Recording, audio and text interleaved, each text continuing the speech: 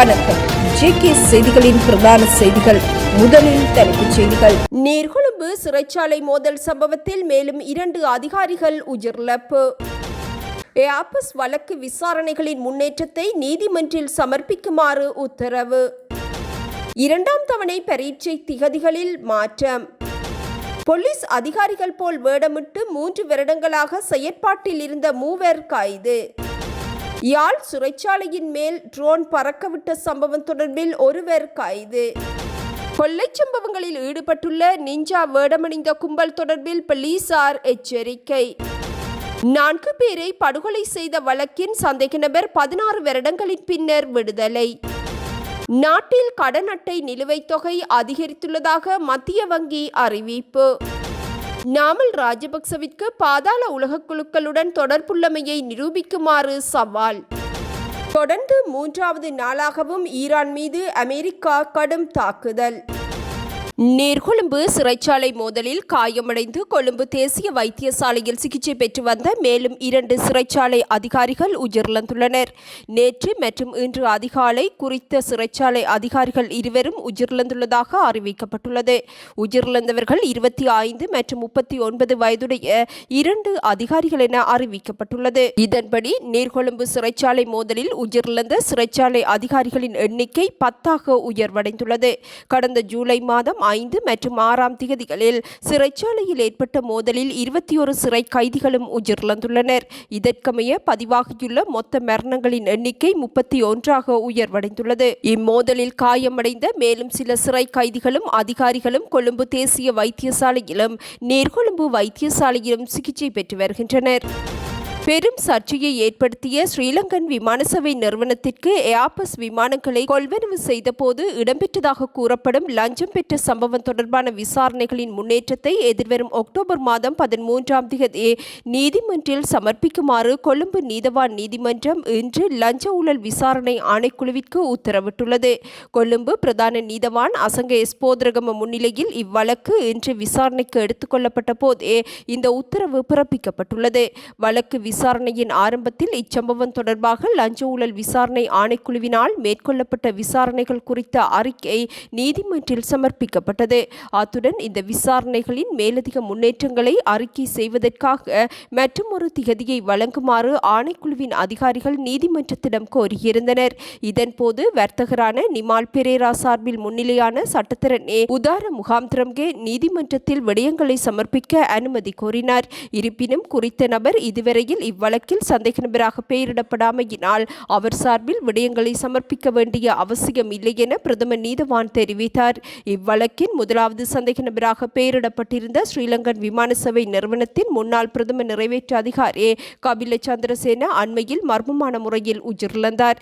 வழக்கின் 2வது சந்தேக நபரான அவரது மனைவி பிரியங்கா நியோமாலி விஜயநாயக்க மற்றும் 3வது சந்தேக நபரான சமீந்திர ராஜபக்ச ஆகியோரை கைது செய்து நீதிமன்றில் முன்னிலைப்படுத்துமாறு நீதிமன்றம் இதற்கு முன்னர் பிடியாணை பிறப்பித்திருந்தது. முன்வைக்கப்பட்ட விடயங்களை கருத்தில் கொண்ட பிரதம நீதவான் இவ்வழக்கை எதிர்வரும் அக்டோபர் மாதம் 31ஆம் தேதி மீண்டும் அழைக்குமாறு உத்தரவிட்டதுடன் அன்றைய தினம் விசாரணைகளின் முன்னேற்றம் குறித்த விரிவான அறிக்கையை சமர்ப்பிக்குமாறும் லஞ்ச ஊழல் விசாரணை ஆணைக்குழுவிற்கு உத்தரவிட்டார். வடமேல் மாகாணத்தின் 2ஆம் தவணை பரீட்சை நடத்தப்படும் திகதிகள் மாற்றப்பட்டுள்ளதாக வடமேல் மாகாண கல்வி திணைக்களம் விசேட அறிவிப்பொன்றை வெளியிட்டுள்ளது. இதற்கமைய நாளை முதல் ஜூலை மாதம் 20ஆம் தேதி வரை நடத்தப்படவிருந்த பரீட்சைகள் ஜூலை மாதம் 21ஆம் தேதி முதல் ஜூலை மாதம் 24ஆம் தேதி வரை நடத்துவதற்கு தீர்மானிக்கப்பட்டுள்ளது. வடமேல் மாகாண கல்வி திணைக்களத்தினால் 6 முதல் 9 தரங்களுக்கான 2ஆம் தவணை பரீட்சையை 2026 7/9 முதல் 2026 7/17 வரையிலும் 10 முதல் 11 தரங்களுக்கான 2ஆம் தவணை பரீட்சையை 2026 7/9 முதல் 2026 7/20ஆம் தேதி வரையிலும் நடத்துவதற்கு திட்டமிடப்பட்டிருந்தது. எனினும் திட்டமிட்டபடி பரீட்சை நடவடிக்கைகளை நாளை முதல் 20ஆம் தேதி வரை நடத்த முடியாத சூழல் ஏற்பட்டுள்ளமையினால் வடமேல் மாகாண பிரதான அமைச்சின் செயலாளர் மற்றும் வடமேல் மாகாண பிரதான செயலாளர் ஆகியோரின் தீர்மானத்திற்கமைய குறித்த பரீட்சைகள் 4 நாட்கள் ஒத்திவைக்க தீர்மானிக்கப்பட்டுள்ளது.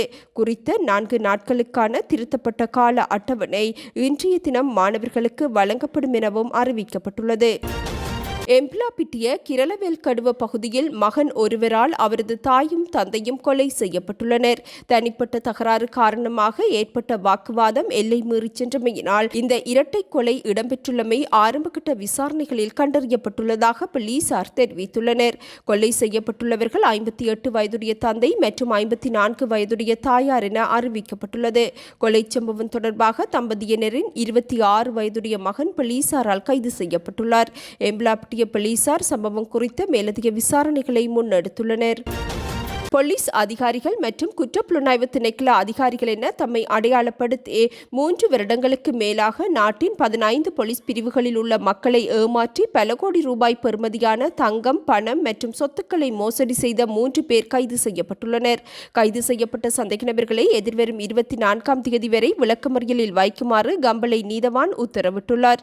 40, 44 மற்றும் 45 வயதுடைய இவர்கள் பல்வேறு பகுதிகளுக்கு சென்று தனியாக செல்லும் நபர்கள் மற்றும் வாகனங்களை நிறுத்தி வைத்து இவ்வாறு போலீஸ் அதிகாரிகள் அல்லது சிஐடி அதிகாரிகள் என தம்மை அடையாளப்படுத்திக் கொண்டு அவர்கள் மீது பல்வேறு குற்றச்சாட்டுக்களை சுமத்தி சோதனையிடுவது போன்று நடித்து மக்களிடமும் அவர்களின் வீடுகளிலும் இருந்த தங்க நகைகள், பணம் போன்றவற்றை கொள்ளையடித்துள்ளமை விசாரணைகளில் கண்டறியப்பட்டுள்ளது. 2023ஆம் ஆண்டு முதல் இவர்கள் பேராதனை, கண்டி, கொழும்பு, கொம்பனி தெரு, கிராண்ட் பாஸ், மாவனெல்லை, நாரமல, பிலிமத்தலாவை, தௌலகல, கம்பளை, கலகா, கேகாலை, கடுகண்ணாவை உள்ளிட்ட பல பகுதிகளில் இக்கொள்ளை சம்பவங்களை மேற்கொண்டுள்ளனர். கேகாலை பகுதியில் இவர்களால் பிடிக்கப்பட்ட நபர்களுக்கு கேட்கும் வகையில் சார் இவர்களை போலீஸ் நிலையத்திற்கு கூட்டி வரச் சொன்னார் என்று பேசி அவர்களை கேகாலை போலீஸ் நிலையத்திற்கு அருகிலேயே அழைத்து வந்து அவர்களிடம் இருந்த பணம் மற்றும் தங்க நகைகளை கொள்ளையடித்துவிட்டு தப்பிச் சென்றுள்ளனர்.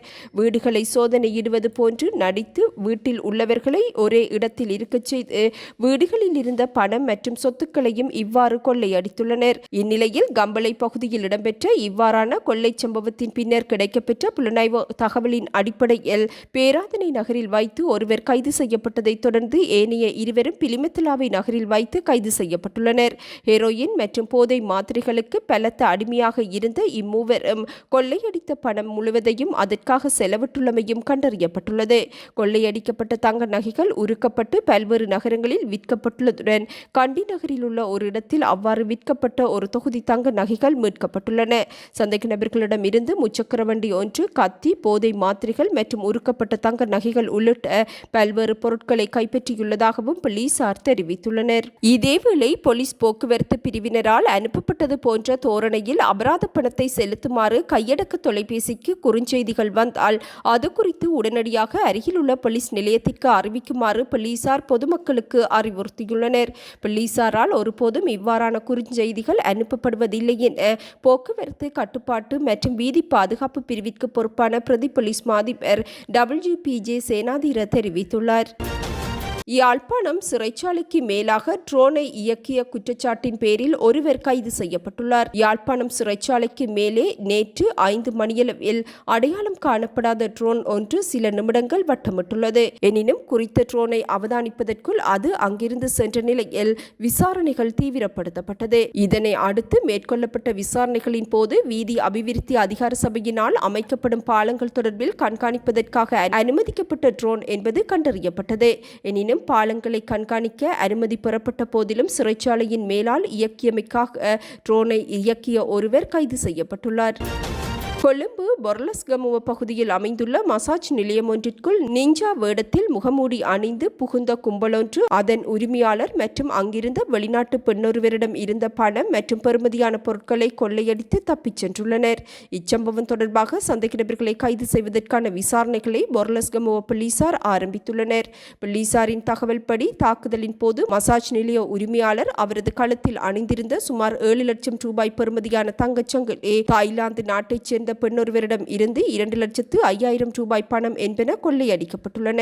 மசாஜ் நிலையத்தில் இருந்த சுமார் 8,50,000 ரூபாய் பெறுமதியான சொத்துக்களுக்கு சேதம் விளைவிக்கப்பட்டுள்ளதாகவும் முறைப்பாடு பதிவு செய்யப்பட்டுள்ளது. தாக்குதலை மேற்கொண்டவர்கள் முகமூடி அணிந்திருந்தமையினால் அவர்களை அடையாளம் காண முடியவில்லை எனவும் உரிமையாளர் தெரிவித்துள்ளார். அத்துடன் குறித்த மசாஜ் நிலையத்தில் இருந்த CCTV கண்காணிப்பு அமைப்பின் TVR பதிவு கருவியையும் கொள்ளையர்கள் எடுத்துச் சென்றுள்ளதாக போலீசார் தெரிவித்துள்ளனர். சம்பவம் தொடர்பிலான மேலதிக விசாரணைகள் முன்னெடுக்கப்பட்டுள்ளது. 4 பேரை படுகொலை செய்ததாக குற்றம் சுமத்தப்பட்டிருந்த சந்தேக நபர் ஒருவரை வடமத்திய மாகாண மேல் நீதிமன்ற நீதிபதி இந்திக்கு அத்தநாயக்க வழக்கிலிருந்து விடுவித்து தீர்ப்பளித்துள்ளார். கடந்த 16 வருடங்களாக இவ்வழக்கு விசாரணைகளுக்கு உட்படுத்தப்பட்டிருந்த நிலையில் தற்போது குறித்த வழக்கு முடிவுக்கு வந்துள்ளது. 2010 ஆண்டு பிப்ரவரி 2ஆம் தேதி குடும்ப தகராறு காரணமாக தனது மனைவியின் தாய், மனைவியின் தாயின் சகோதரி மற்றும் அப்பெண்ணின் காதலர் ஆகிய 4வரையும் ஒரே கட்டிலில் உறங்கிக் கொண்டிருந்த போது இரும்பு தடியினால் அடித்து கொலை செய்ததாக சந்தேக நபர் மீது குற்றம் சுமத்தப்பட்டிருந்தது. அனுராதபுரம் கல்குளம பகுதியைச் சேர்ந்த நளின் சஞ்சீவ என்ற முன்னாள் இராணுவ சிப்பாய் மீது இக்குற்றச்சாட்டு முன்வைக்கப்பட்டது. படுகொலை செய்யப்பட்டவர்கள் சசிகலா ஹான்சம்மாளி சந்தேக நபரின் மனைவி எனவும், அனுலாவதி பத்மினி மற்றும் சம்பத் அனுரசிறி எனவும் அறிவிக்கப்பட்டது. இந்நிலையில் அனுராதபுரம் நீதவான் நீதிமன்றில் ஆரம்பகட்ட விசாரணைகள் நிறைவடைந்ததை தொடர்ந்து வழக்கு மேல் நீதிமன்றத்திற்கு மாற்றப்பட்டது.